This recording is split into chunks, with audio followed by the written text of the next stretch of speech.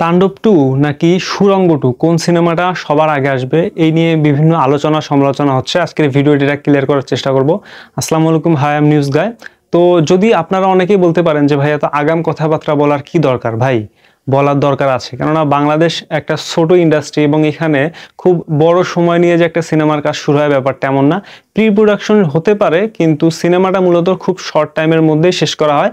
আর সিনেমার যখন প্রমোশনাল কন্টেন্টগুলো আসা শুরু করে তখন কিন্তু আমরা ওগুলো নিয়েই ভিডিও বানাই বা ওগুলো নিয়েই কন্টেন্ট বানাই, তখন আর এই আপডেটগুলো আগে থেকে বলা সম্ভব হয় না। এই জন্য আগে থেকেই এগুলো কাভার করার চেষ্টা করবো এখন থেকে।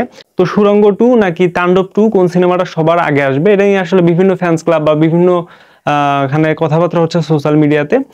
এটা হচ্ছে আমরা দেখলাম তাণ্ডব টুতে এখানে আফরান নিশোর একটা কেমিও ছিল, সিয়াম আহমেদের একটা কেমিও ছিল। এখান থেকে কিন্তু রায়হান রাফি তার সিনেমাটিক ইউনিভার্সের যাত্রা শুরু করেছে। তো সেই হিসাবে যদি সিনেমাটিক ইউনিভার্স তৈরি হতে চায়, প্রত্যেকটা ক্যারেক্টারের যে ক্যারেক্টার বিল্ড আপের জন্য কিন্তু একটা করে সিনেমা প্রয়োজন হয়। যেখানটায় আমরা সুড়ঙ্গতে আফরান নিশোকে দেখেছি একজন মাসুদ হিসেবে, কিন্তু তাণ্ডবে একজন গ্যাংস্টার মাসুদকে আমরা দেখতে পেয়েছি।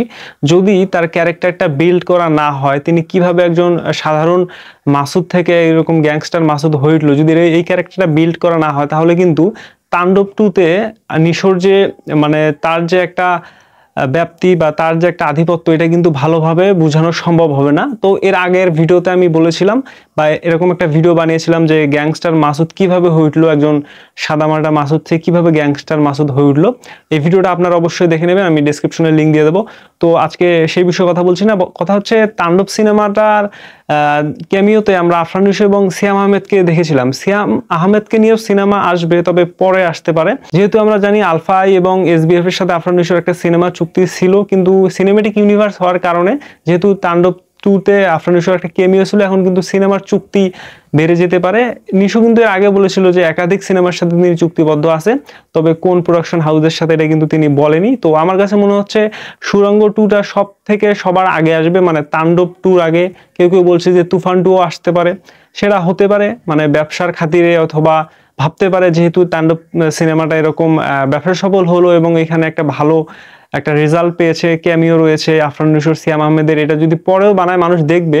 কিন্তু আমার কাছে মনে হচ্ছে না যে তুফান টুটা আসলে এখন বানাবে, আমার কাছে এটা রাইট টাইম মনে হচ্ছে না। আমার কাছে মনে হচ্ছে যে সামনের বছর ঈদ উল ফিতরে আফরান নিশো এবং রায়হান রাফির সুড়ঙ্গ টু সিনেমাটা আসবে এবং ওইখানটায় আসলে দেখানো হবে একজন নর্মাল মাসুদ কিভাবে সুড়ঙ্গ মাসুদ হয়ে উঠলো, কিভাবে একজন গ্যাংস্টার মাসুদ হয়ে উঠলো।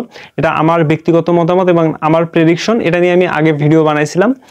তো তাণ্ডব টু, সুড়ঙ্গ টু এবং তুফান টু এই তিনটার মধ্যে সবার আগে আসবে আমার যেটা মনে হয়। আপনারা পরে মিলাই নিতে পারেন, আমি যতদূর রিসার্চ করে বুঝতে পারলাম আসলে সুড়ঙ্গ টুটাই আসবে। তো দর্শক, এই ছিল আমার মতামত।